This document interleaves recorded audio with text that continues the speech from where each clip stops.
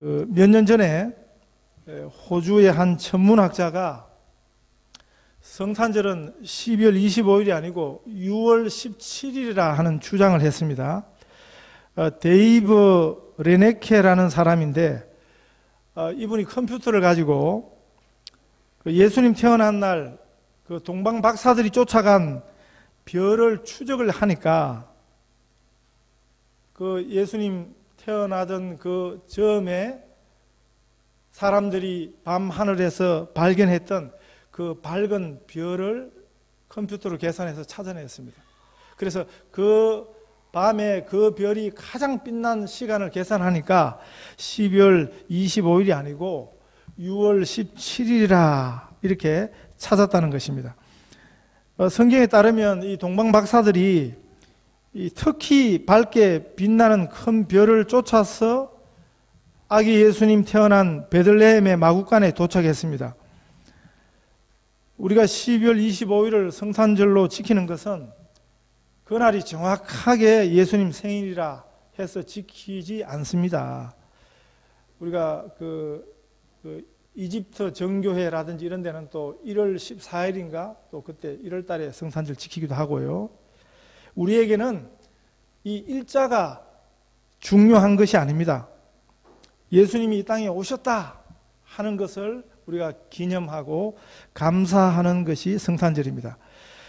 성경에는 이 예수님 탄생을 알리는 이 특별한 별을 제일 먼저 보고 또 그 별을 따라 예수님의 탄생을 축하하고 경배했던 이 동방의 박사들의 이야기가 성탄 이야기로 기록이 되어 있습니다.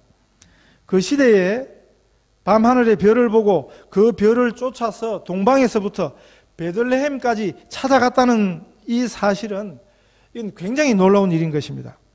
그 여행은 오늘처럼 낭만이 깃든 그런 여행이 아닙니다. 그 시대에는 목숨을 건 여행이었을 것입니다.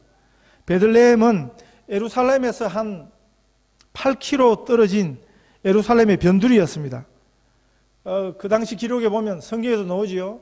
예루살렘으로 향하는 길에 흉악한 강도들이 많았습니다. 나중에 예수님이 강도 만난 이야기를 해주시지 않습니까? 그 시대에 흔히 있던 일이었습니다. 예수님 십자가 달리실 때도 십자가 양편에 강도 둘과 함께 달리셨을 정도로 그 당시 강도들이 많았다는 것을 반증하는 것입니다. 동방 박사들의 여행에서 목숨을 위협하는 일이 그뿐만이 아니었습니다. 그 시대 그 지역의 분봉왕 헤롯은 성경이 보여주는 대로 아주 포악한 권력자였습니다. 그 헤롯 왕에게 선물 들고 인사하러 갔다면 괜찮았겠지만 아기 예수님은 헤롯의 적대자였습니다. 그래서 나중에 헤롯이 아기 예수가 탄생했다는 소리를 듣고 그 일대 주변의 사내 아이들을 다 죽이도록 했습니다. 지금은 당장 정보 때문에 동방 박사들을 살려두었지 아마 제일 먼저 박사들을 죽이려 들었을 것입니다. 그 미국 서부 개척사에서도 보면 동부에서 수많은 사람들이 서부에 황금이 난다 소리를 듣고 서부로 찾아갔다가 병들어 죽고 강도도 만나고 인디안에게 많이 죽기도 했습니다. 그렇게 위험했는데도 그 많은 사람들이 서부로 꾸역꾸역 몰려갔던 이유는 황금 때문이었습니다. 황금을 얻기 위해서라면 죽는 것도 각오하고 그렇게 간 것입니다. 그런데 이 동방의 박사들은 뭘 얻기 위해서가 아닙니다. 이 박사들은 아기 예수님을 뵙고 경배하고자 그 아기 예수님을 예배하고자 그 먼 길을 그 위험한 길을 마다하지 않고 나아갔습니다. 단순히 별 봤다고 그 시대의 동방 박사들만 그 별을 봤다고 단정할 수 있겠습니까? 아마 그 별을 보고 놀랐던 사람들이 많았을 거예요. 심상치 않게 여겼던 사람들이 많았을 거예요. 그러나 그 별을 따라서 특별한 분이 탄생했다는 믿음을 가지고 특별한 선물을 준비했습니다. 이 동방 박사들의 선물은 왕께 드리는 선물입니다. 이 선물을 준비해서 기어이 아기 예수님을 찾아서 경배했던 그 동방의 박사들의 믿음이 그들을 인도한 것입니다. 성경은 그들을 박사들이라 이렇게 소개합니다. 요즘은 뭐 박사가 얼마나 많습니까?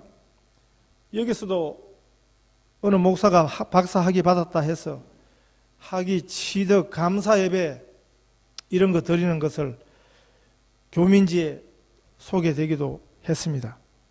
정말 공부하는 분들이 보면 그런 학위는 가짜가 많습니다. 선교 헌금 몇천 불 하면 주는 미국서 넘어온 그런 학위들이 여기 굉장히 많습니다. 뭐 필요하시다면 저도 여러분 드릴 수 있어요. 그런 박사들까지 치면 박사가 뭐 수백만 명 되지 않겠습니까, 오늘?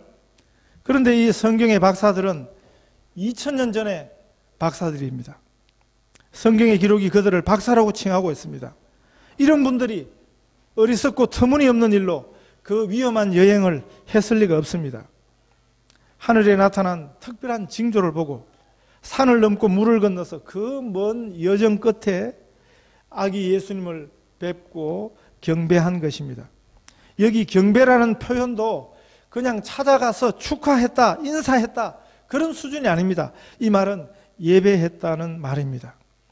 인간의 탄생이 아니라 하나님의 오심을, 그 성탄을 그렇게 경배하고 예배했다는 것입니다. 우리 예수님은 왕궁에서 나시지 아니하셨습니다. 그 시대 이스라엘에서 제일 중심지는 예루살렘인데 예루살렘에서 나시지도 아니하셨습니다. 예루살렘의 변두리에서, 베들레헴이라는 아주 작고 보잘것없는 동네에서, 그것도 짐승들의 거처에서 태어나셨습니다. 그리고 뉘울 곳이 없어서 말 구유에 뉘우셨습니다. 부모는 어땠습니까? 초라한 나그네의 행색인 그 육신의 부모에 안겨서 구유에 누이신 그 아기를 이 동방의 박사들이 예배했다는 것을 성경이 보여주는 것입니다. 오늘 아마 예수님이 그 모습대로 오셨다면 그 모습을 보고 누가 예배하러 들겠습니까? 믿음이 아니면 불가능한 일입니다. 오늘 많은 사람들이 교회를 찾아요. 많은 사람들이 성탄절날 특별히 교회를 찾습니다. 그런데 교회의 영광을 쫓습니다.